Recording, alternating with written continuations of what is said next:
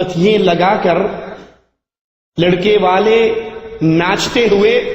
Road کے اوپر dance کرتے ہوئے عورتوں اور مردوں کا مخلوط اجتماع چلتا ہوا لڑکی والوں کے گھر جا کر ایک رات پہلے مہندی کی رسم کر کے نہیں آتے؟ ڈوب کے مر جائے وہ کلمہ گو جو اپنے آپ کو مواحد کہلاتا ہے، متبع سنت کہلاتا ہے، اور پھر ہندوؤں کی ان رسموں پہ عمل بھی کرتا ہے۔ رفادین کی حدیث اسے بڑی پیاری لگتی ہے، ہاتھ سینے پر باندھنے کی حدیث اس کو بڑی اچھی لگتی ہے، اور جب یہ زندگی، یہ محمدی زندگی اس کے سامنے آتی ہے، وہ کہتا ہے جی آج تو خوشی کا دن ہے، آج تو ہمیں اپنی مرضی کر لینے دو۔ آقا علیہ الصلوۃ والسلام کو ماننے والا زندگی بھر کبھی اپنی مرضی نہیں کر سکتا، وہ ہمیشہ وہ کرتا ہے جو محمد نے فرمایا ہے صلی اللہ علیہ وسلم۔ ابٹن کی رسمیں، مہندی کی رسمیں، پھر لڑکی اور لڑکا گھر پہنچ گئے۔ اب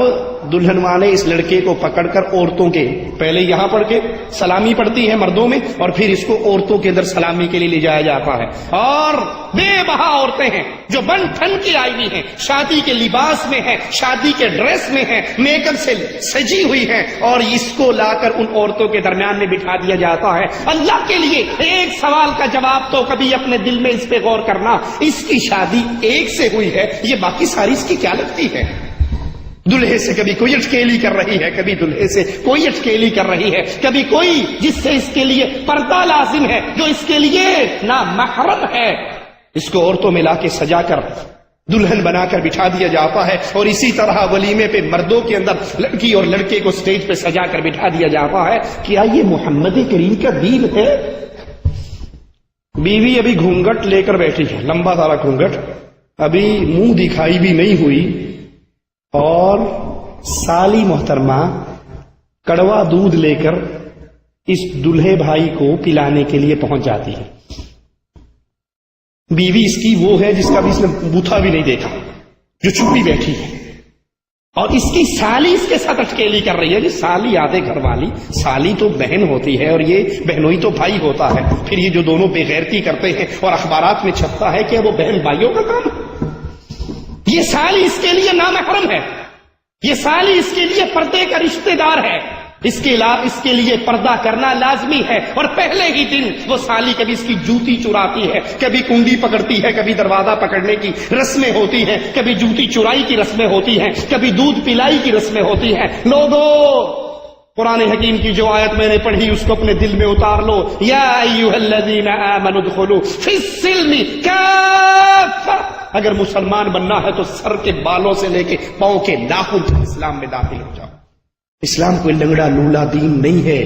کہ نماز اسلام سے لے لیں اور جمہوریت کفار سے لے لیں، روزہ اسلام سے لے لیں اور شادی بیاہ کے طریقے ہندوؤں سے لے لیں۔ یاد کرنا یہ آیت اتری کب تھی؟ عبداللہ بن السلام رضی اللہ عنہ وارضاہ یہودیوں سے مسلمان ہوئے، ہفتے کے دن عبادت زیادہ کرتے تھے، اونٹ کے گوشت کو ناپسند کرتے تھے،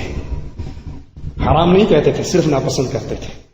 آسمان والے نے اپنی کتاب میں یہ آیت اتار دی، اے اہل ایمان ادخلوا فی السلم کافہ،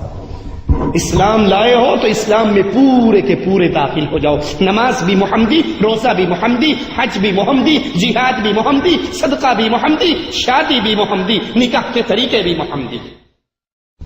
اگر یہ نکاح محمد کریم صلی اللہ علیہ وسلم کی سنت پہ نہیں ہے اور یہ ہندوؤں سے لی گئی ان کی ساری رسموں پر آپ نے عمل کرنا ہے، تو کس منہ سے ہم مسلمان ہونے کے دعوے دار ہیں؟ اسی طرح لڑکی ابھی گھر سے نہیں چلتی کہ ٹرک لڑکے والے پہلے بھیج دیتے ہیں، جہیز کا سامان ٹرک لدے ہوئے، منگنی بات پکی ہوتی ہے تو لسٹیں آنی شروع ہو جاتی ہیں، اور ہر گزرتے ہوئے دن کے ساتھ اس لسٹ میں کسی نہ کسی چیز کا اضافہ ہوتا ہے۔ اللہ کی قسم میں ایسے لوگوں کو جانتا ہوں ذاتی طور پہ، ان کی شادی ہوئی اور ان کی سالی کی 10 سال کے بعد شادی ہوئی، بڑی بہن کی شادی ہو گئی، سب سے چھوٹی کی 10 سال کے بعد شادی ہوئی۔ اب جب وہ اس کا جہیز کا سامان چلا تو وہ جس کی 10 سال پہلے ہوئی تھی نا، اس نے بھی آ کے لسٹ پڑھی، اچھا، پھر گھر جا کے لڑائی شروع کی، تیری ماں نے مینو تے واشنگ مشین نہیں دیتی سی تے اینو کیوں دیتی، مینو بھی آ جائے۔ مجھے واشنگ مشین اس دور میں نہیں ملی تھی، اس کو ملی ہے، میرے سامان میں یہ چیز نہیں تھی، اس کے پاس ہے۔ اور یہ بیچارہ باپ اپنی بچیوں کو سکون سے گھروں میں بسانے کی خاطر اس بے غیرت کو بھی 10 سال کے بعد واشنگ مشین بھیجتا ہے، 10 سال کے بعد سلائی مشین بھیجتا ہے، 10 سال کے بعد اس لسٹ میں جو چیز اپنی اس بیٹی کو اس نے اضافی دی ہے، پہلے 4-5 بیٹیوں کو رخصت کر چکا ہے تو سب کے گھروں کے اندر وہ چیز پہنچائی جاتی ہے۔ یہ جہیز کیا محمد رسول اللہ کا دین ہے صلی اللہ علیہ وسلم، یا یہ جہیز ہندوؤں کا دین ہے؟ ہندوؤں کی زندگی کے اندر یہ عمل موجود ہے۔ صحابہ کرام کی شادیاں ہوئی، خود رسول اللہ کی شادیاں ہوئی، اللہ کے نبی نے اپنی بیٹیوں کی شادیاں کی۔ آپ کو جہیز کا کوئی ثبوت کسی حدیث کے اندر نہیں ملے گا۔ آئیے ذرا دیکھیں اس جہیز کا مطلب کیا ہے۔ جہیز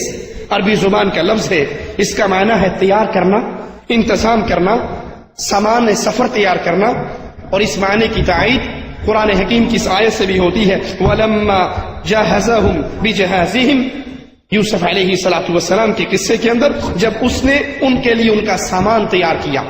تو سامان تیار کرنے کو جہیز کہتے ہیں۔ اسی طرح رسول اللہ صلی اللہ علیہ وسلم کا فرمان ہے، من جہز غازیا فی سبیل اللہ فقد غزا، جس نے اللہ کے راستے میں جہاد فی سبیل اللہ کے لیے کسی غازی کو تیار کیا، جہزا جس نے تیار کیا کسی غازی کو جہاد فی سبیل اللہ کے لیے، اس نے بھی اللہ کے راستے میں جہاد کیا، اس کو بھی جہاد کا ثواب ملا۔ تو جہیز سے مراد سامان تیار کرنا۔ عرف عام کے اندر اس جہیز سے مراد وہ سامان منزل ہے، وہ گھر کا ساز و سامان ہے جو شادی کے موقع پر دلہن دلہے کے لیے اس کے گھر لے کر جاتی ہے، اور وہ اتنا ضرور ہوتا ہے کہ جس سے دلہا صاحب کی جیب ساری عمر کے لیے کم از کم ان چیزوں کے لیے ڈھیلی نہیں ہوتی، اسے خریدنا نہیں پڑتا، لائف ٹائم اس کو سامان مل جاتا ہے۔ اور ایک ایک چیز وہ دلہن اپنے گھر میں آنے سے پہلے، اپنے خامند کے گھر آنے سے پہلے ہی ٹرک روانہ ہو جاتے ہیں اور سامان ان کو پہنچا دیا جاتا ہے۔ لڑکے یا اس کے گھر والوں کی طرف سے دلہن سے یا اس کے سرپرستوں سے کچھ وصول کرنا، جو سامان کی شکل میں ہو، جائیداد کی شکل میں ہو، نقدی کی صورت میں ہو، اس کا مطالبہ کرنا، یہ جہیز، اور اس جہیز کو شادی کی شرط قرار دینا۔ واللہ اس وقت جہیز شادی کی شرط بن چکی ہے۔ اگر جہیز نہ ہو کیا خیال رشتہ ہوگا؟ لڑکی پسند آ گئی، اس کا اخلاق پسند آ گیا، اس کا دین پسند آ گیا، اس کے ہنر پسند آ گئے، آخری سوال جی دین واسطے کی تواڈے کول؟ ہاں جی کچھ بھی نہیں ہے۔ اچھا پھر آئیں گے، اور وہ پھر دوبارہ